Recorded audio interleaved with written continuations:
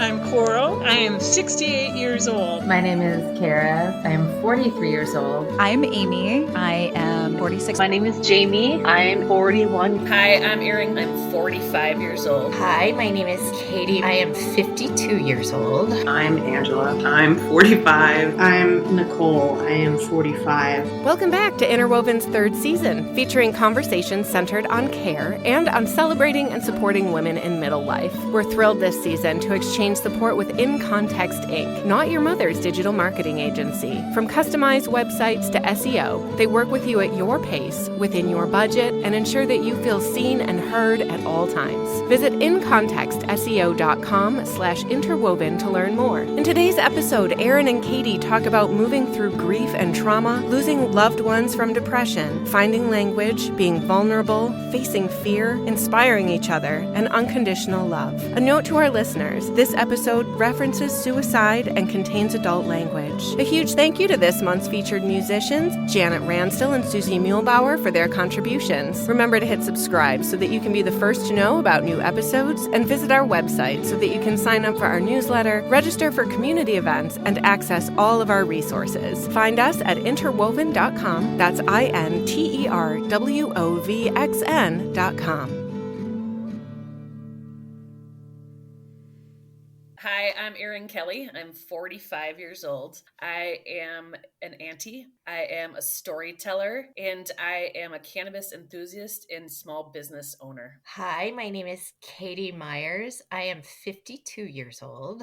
I'm a wife. I am a mother of a magical 15-year-old young woman. I am a nurse. So I come from a family of nurses and teachers. And I love my friends. I love to ski and road bike. I've known Katie for... When did we meet? Was it 2011? 11 years. About 11 years ago. And we were working in an office environment. I was the resident Irish-American girl in that office. Everybody knew that I won the Red Hair and Freckle contest at Milwaukee's Irish Fest in 1986, and anything Irish belonged to me. So one day in our crazy little office, I stopped to get a cup of coffee. I noticed this beautiful Celtic mug that had herself written on the mug, and I thought, okay, like, whose mug is this? And so I started asking questions. Anybody know whose mug this is? Anybody know? And I was directed to Katie's Cube. So I went right over there and introduced myself, and I said, hey, is this your mug? Because all things Irish belong to me in this office. And we both had a good laugh and immediately had amazing chemistry and became lifelong friends. I'd like to think at that moment there was definitely a connection and an interest to get to know one another more at that point, and that's really kind of where we started our friendship. Yeah, absolutely. Erin marched over with authority to my cubicle and said, hi, I'm Erin Kelly, like it was a threat.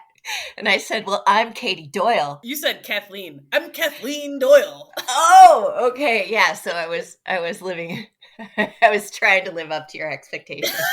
But it was like we magically knew we're in this together, and thank God you're here. Right back at you, lady. And for the record, there's no one like Katie. So I was lucky to bump into her, especially at that time in my life. We met at a pretty interesting time, and you were going through a big relationship change, and I was going through the death of my first husband from mental illness. He died from depression. He died from suicide. I was working hard on that stuff, and I had my 4-year-old Viola at that time, and we were working really hard on working through that grief and making sure that she was okay, and I was getting back to life and had moved in. I was living with my parents for a year, moved back from the West Coast to try to get support and find a way to be a single mom. My grief was right there up front, and I wasn't hiding it. It was precisely what the doctor ordered. I mean, I have been filled with grief and trauma, virtually my entire adult life, but dealt with it the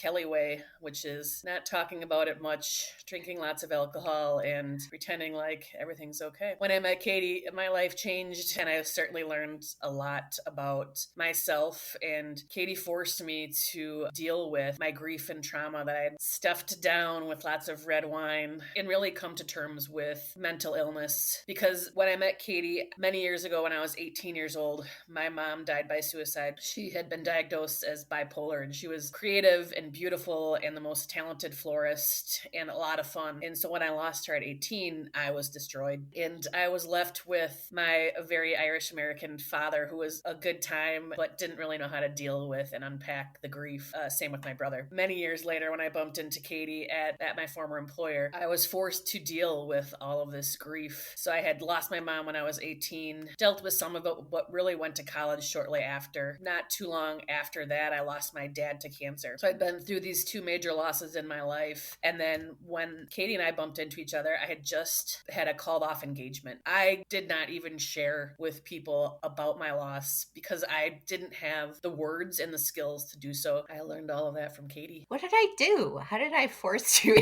into facing You made it? me. I made you. Tell me more about that, Erin Kelly. So I remember we were at a terrible corporate event that no one wanted to be at. And so I walked in and I saw that you were in there. And so we immediately started talking. And you just in a very matter-of-fact way said, my husband died by suicide. And this was shortly after he died. I mean, this was like, yeah. And I was just stopped in my tracks because I had lost my mom, when I was 18. So many years had gone by and I never had said those words in that way. And so you just made me feel so I was curious. I wanted to learn and I wanted to be able to start to deal with and unpack my grief and loss. And I hitched my wagon onto Katie's ride and let her ask questions and provide guidance and feel vulnerable. It was a team effort for sure. I mean, I think the coolest thing about our encounter was that one, I was not interested in keeping secrets or not saying the words. I wasn't capable of doing that at that time. It was like I just had to have it out front. And that was a way of me not internalizing it, but actually just kind of facing it up front just to make sure it was staying there. Because my fear was that, my God, I do not want to sit in this. I do not want to stay in this. I want to get through this. I know I have to swim through this swamp. I don't know how to do it, but I'm just going to make sure that I have it out there so that I can continue to move forward. It feels terrible to sit in it. I knew that if I didn't work through it or talk about it, it would bubble up. It would never go away. In an effort to kind of help myself work through that, Erin and I worked through it together. But the best part was we did it with humor and fun and tears together. What was exciting was that we just met each other and it was like, okay, we can immediately be vulnerable. Here I am being vulnerable.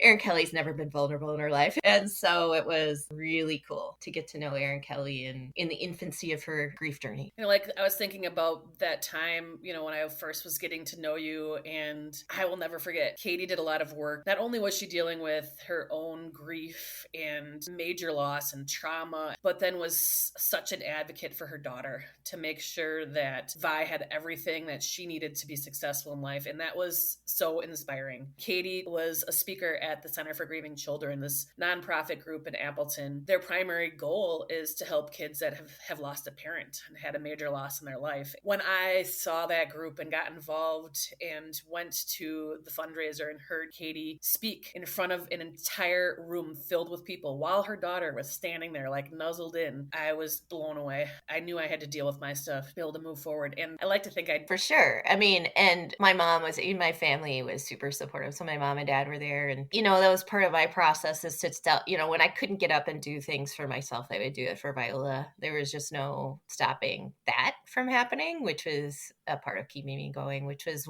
actually a tool in my tool belt to keep moving forward and make sure that she, given the genetics of her mental illness in her family, I needed to make sure that she was set up in a place that she could have tools and language to use and the opportunity to share and understand what those feelings were. My folks were there, and of course they sat with Erin Kelly. There was some wine and there was some food. And, as soon as my family met Erin Kelly, knew her story, and my mom was like, well, she's one of us. I hope she knows that. Lucky Erin. I was so lucky to be part of that clan. That's a fantastic clan you come from. That's where my mom told Erin Kelly that. She basically told me that I have to deal with my stuff. Yeah, no, during Katie's speech and presentation in front of the audience, the way you spoke about it, it took so much stigma and fear out of dying from mental illness that I had just buried away. And to hear somebody speak about it like that, it was so powerful. It really was life-changing. And I started started then really wanting to learn from you on how I could teach other people, especially people in my family where the genetics could potentially impact them as well. And I wanted to be able to do half as great of a job as you did to speak about those things and to help people, really. Yeah. What's cool about our relationship is that every time we connect, it's like another molecule between us is bonded. It creates this alchemy of organic chemistry that is just unbreakable. They're unbreakable bonds, and it's forever and it's easy. I'm not ever afraid to talk to Erin or ask her how she's doing, we vibe on each other all the time. Like, I know something's up like before she knows something's up, generally speaking. I feel so supported by her, but also completely inspired. We're very different.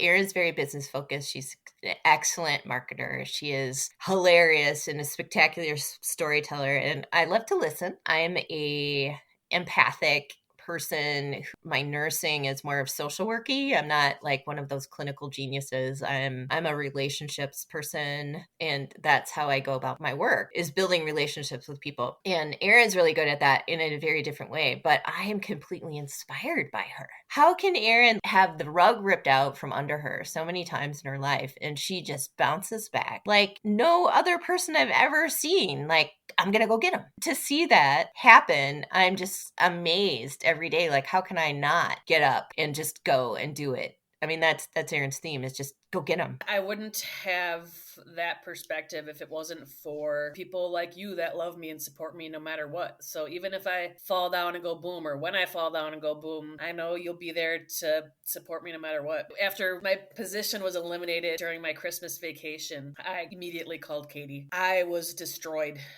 I had never lost a job like that before. I've always been a top performer. I like to kick ass, take names, and repeat. And so when I lost a company that I had been with for almost 20 years combined, I was absolutely wrecked. It gave me a chance to figure out what I wanted to do. I think it was the day after I received this beautiful floral arrangement from Katie and her crew that said, "Fuck 'em, kick ass, takes names, repeat." And it was like, yes. And I never will forget. I took a picture of that arrangement, and it was like, all right, you're going to have a definitive amount of time to be able to drink lots of red wine, use some cannabis, figure out what you want to do in the future, but it's time to figure it out again. To be honest, looking back now, it's like, I can't even imagine still being in that role and in that toxic environment that I was in. I am genuinely so happy. Not that your world now isn't challenging, it is, but you get to curate it. So after I had my position eliminated, I did spend some time thinking about what I wanted to do. Because I never had gotten married and I didn't have kids of my own, so much of my identity at the time I put into my title at work. This was all happening during the pandemic. So I had already been spending a lot of time thinking about, like, what is my identity? And when I lost the job and had some time to really think about it, it was a total fresh start and new beginning to think about, what do I really want to do? Even saying the words, what I wanted to do, to people, I felt like I had to be vulnerable, because either people were going to be fully supportive or we weren't going to be able to even talk about cannabis. And I would never have done it without support of people like Katie and her clan saying, like, you can do it. This is awesome. Go for it. After I lost my job and I started to get some clarity, it became clear that I wanted to make a business out of my hobby of making cannabis edibles. And it really started with a fun book I read years ago, A Women's Guide to Cannabis, filled with fun recipes and tinctures and salves for different types of cannabis for different things going on in your life. So after I lost my job, I looked up the author, and she was this bad mamma jamma from the Midwest. She wanted to work in cannabis industry, and so she ended up moving out west because nothing was legal here yet. Comes back, is now a CEO of her own cannabis company that makes transdermal patches for women's period pain, and she's a cannabis attorney. She happened to be teaching classes in the first ever cannabis science and operations program at St. Louis University. So after I found that out, I called Katie, and we started looking at different options, and we looked at Platteville and St. Louis University and talked through, what does this mean? And I don't think I really truly knew what it meant at the time. It was just, I want to learn more. And you had the time, right? You had the time and the opportunity, and like you wanted to be doing something. So, and it was like the first time in my life where I did have the time, where I actually took time off away from work and started to recognize that my identity was not my career, was not my title. It's who I am and the people I surround myself with. And it doesn't really matter what your title is. When it's not uphill to get there, it's the right direction. And, there might be some things that you have to kind of push aside to your barriers just to get them out of the way. And some of it's barriers in your head or your heart. Yes. I mean, honestly, it taught me so much about how I can use cannabis for myself and for the things that I'm dealing with anxiety and depression and PMS. I am so proud to be a small business owner and have this opportunity to see where the journey takes me. What I love about it is that Erin Kelly is like the most gigantic, softest heart of any human being I've ever met. Her ability to use this skill, her drive for business and marketing, but also to cook, bake with love, and then help people. It's like she found a calling. What I love about it is there's so much in cannabis science that is unknown. It's just like this whole other universe that's there potentially to help people in new ways. And it's plant medicine. Almost all pharmacology comes from, molecular structure of plants and how we study that. And what was the reason? This one was this plant got this rep and became illegal. I mean, this is so helpful and it has so much potential for so many different uses in the neurological system of human beings that, my goodness, it's a great opportunity to start with the CBD level of cannabis and think about how you can use that and how to make it fun and exciting and beautiful and approachable. I will say that even when it comes to my own health, so we talk a lot about mental health and taking care of ourselves, but even physical health, you've got such good feedback and perspective on that. And even though I am this tough nut to crack, you're somehow able to drill it into my very stubborn head of what's important and to make myself a priority to take care of my own health. I'm a resourcer. So I think we're at an interesting time in our lives, like you're in your, what are you, like 12, 27, 40, what are you again? 40 something? 45. 40. As women, I, at 52, have entered kind of starting my perimenopause journey. And it was all of a sudden like, woo, what are these symptoms? Why can't I think of that word? Ooh, why does my body hurt? Why do I have this chub around my belly that I've never had before and I can't get rid of? And why do I ache everywhere? And why am I having sleeping issues? And all these things start happening. And previously in your life, you deal with a lot as a woman, but right now it's different. And I'm realizing that, I have 3 sisters and my mom, who must have all gone through this on some level, but they went through it in different ways. I think I have one sister who's actually going through non-medically induced perimenopause and menopause. So we're connecting on that. And she's living in Europe and getting European advice. And I'm in America trying to find my own way. But it's so frustrating that we don't know more about how to cope with the significant of time of life. As I'm going through this, I'm realizing that any vulnerability I've had in my physical, mental, spiritual life, that I've had a way to get past or through and a coping mechanism to get there. It's like an amalgamation of all my vulnerabilities, physical, emotional, and spiritual, and I cannot find a way to get through it. There's this feeling of stagnation. And so all of the things that I,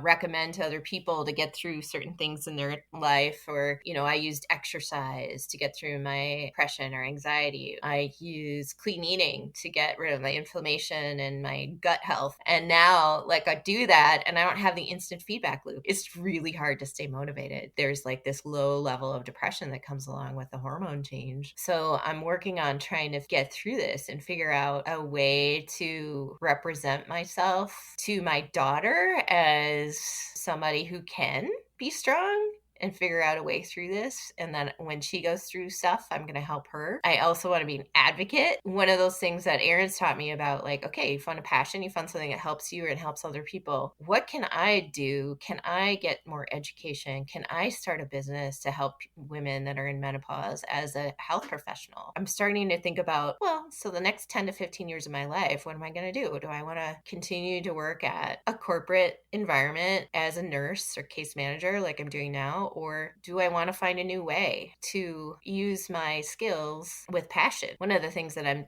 really triggered by right now is the way women are being suppressed and abused politically, spiritually, religiously. All of those things are making me really mad.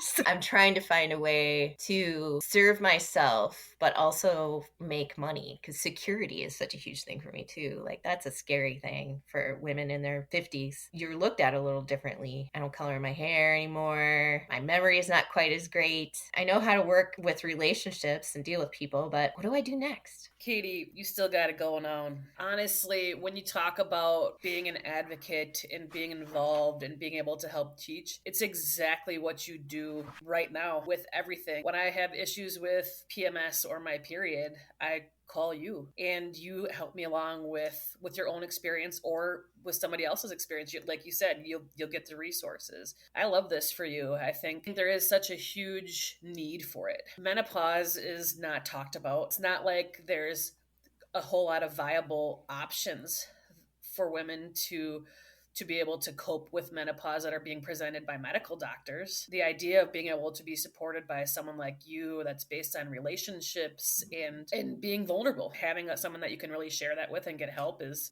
huge. That's good to know, because I'm probably going to need help. It's tough to motivate, but I'm supported also by my husband. You know, I'm clear about my symptoms with him. You know?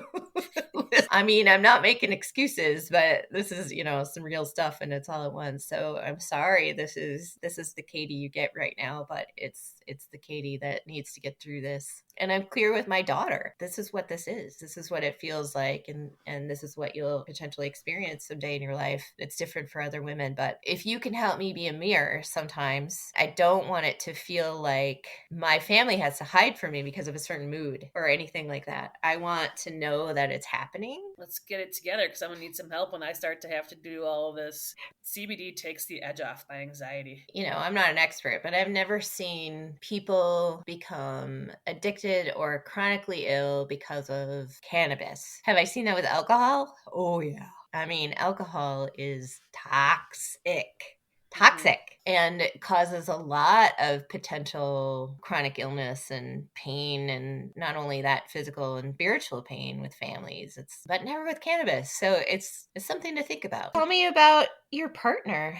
Well, I was going to ask about yours. My husband, Kurt, came into my life after my daughter, Viola, sat me down on the couch and said, "Mama, I think you need to find yourself a nice man." You know, we went on the online game and I found him, and he's this guy who was at the same time as I was kind of exploring my world and working on myself and doing the work, he was too. And so we ended up together, and he ended up adopting Viola, which is a beautiful thing. And they have a great relationship, and it's wonderful. And my family loves them. And we're going through this thing right now where our parents are aging. Our folks are all still around, and mine live locally, and they're taking good care of each other. And his parents are a little older than mine. They're 90 and 89. They need a lot of care. Kurt's in this place where he has to run down an hour and a half away to on the drop of a hat to take care of his folks. It's tough for me to, you know, share in that work. So we're in this place where we're taking care of our parents, taking care of each other, and taking care of our kids. But he's doing a great job. He's a great guy. I remember when you first started dating Kurt, and I was like sleeping on your couch on weeknights while I was babysitting Vi, texting you like, "This better be the one." I think that is another special thing about our relationship, is that I'm not just friends with you. Kurt is a true friend of mine. Viola is, you know, she's a huge part of my life and has a special spot in my heart, and your parents. And so to be able to, especially at this age, have a female friend that I also love her husband is especially nice. Yeah, you're lucky you found Alex, because he would have been in big trouble. He is such a gem. Oh my God. And from the beginning, you were talking about him, just sort of that essence of him. And when I met him, he couldn't take his eyes off you. Next time we met him, when he could actually speak words because he wasn't staring at you with love and adoration, he gave you so much shit. I was like, oh, Kurt, he calls her on her shit. He's so funny. He's so smart. And he calls her on her shit. He's a keeper. I think that's one of the most magical things, is that when we would get together, no matter what we were doing, we were just like in our own universe of bliss and joy. And I don't know, I can remember the way the sun felt on my face and just how I was overcome with joy just to be together. Yeah, that's the way I feel about you, period, is just be basking in the essence of Erin Kelly and knowing that it's unconditional, and that I'll always have you no matter what. Oh my God, I'm going to get emotional. I'll always have you. And that's one thing I'll never have to worry about. It's such a wonderful thing to have you as a part of my family and you as my sister. I'm so lucky. Right back at you. Let's talk about self-care. When I first heard the word self-care, I didn't necessarily understand what that meant. I thought it meant like getting your nails done or getting a massage. And over time, self-care means so many different things to me now. Self-care means getting enough sleep and going to bed at an early hour, because if I don't, I'm just a disaster. 3 days of no sleep and I'm flying around on a broom. Running a business out of our house, the business is in every room. For someone who likes or has been used to keeping a tidy house, these all bets are off now. Self-care this weekend meant putting music on and doing some organization and cleaning. And it just made me feel so at peace, more relaxed. And to me, it's like being able to feel somewhat organized in this crazy world of a new business is huge for me. And the other thing for self-care for me is sitting in a hot tub. The water therapy for me and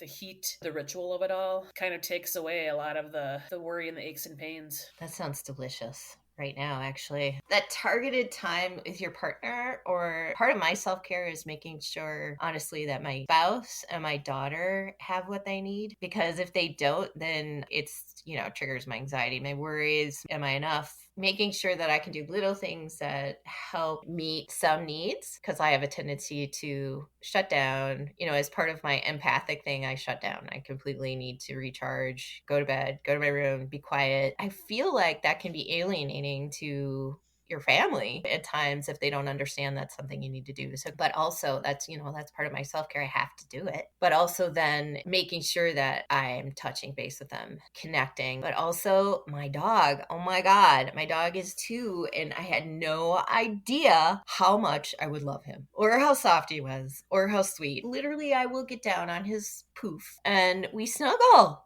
And he just gives me this feedback loop of love. And I love it. I had no idea that dog love could be such a wonderful thing. But nature, walks outside, looking at the trees, downhill skiing in the snow, being active, traveling when we can. I can't wait to get back to travel. That's really important. I think one of the things Erin that Kelly. We do for each other for self-care is we connect. If it's text or phone or whatever's going on, and we'll just have a 90-minute conversation over several cups of coffee where we just spill our guts out. Yeah, that must be a thing for me, because every once in a while Kurt will be like, have you called Erin Kelly lately? I think that's his signal to be like, go take care of yourself. And there's no judgment. I'm never afraid of what I have to say, and I'm never worried about what you'll think, because I've said it all. It all. I love you, Erin Kelly. I'm happy with our commitment and chemistry to one another and our friendship. That makes me happy. Back at you, sister. Thanks for joining us today. We invite you to hit subscribe and to keep coming back each week for a new empowering conversation. We look forward to seeing you at our website, where you'll find our newsletter, event dates, and other amazing resources. Visit interwoven.com, that's interwovxn.com, to sign up today. This show's copyright is January of 2023. We want to thank In Context Inc., digital marketing agency, and the Sugar Maple Bar for their support this season, as well as our producers, producers Teresa Kopak, Rebecca Jankowski, and Jen Gilmore. All original music was created and performed by Janet Ransdell and Susie Muehlbauer.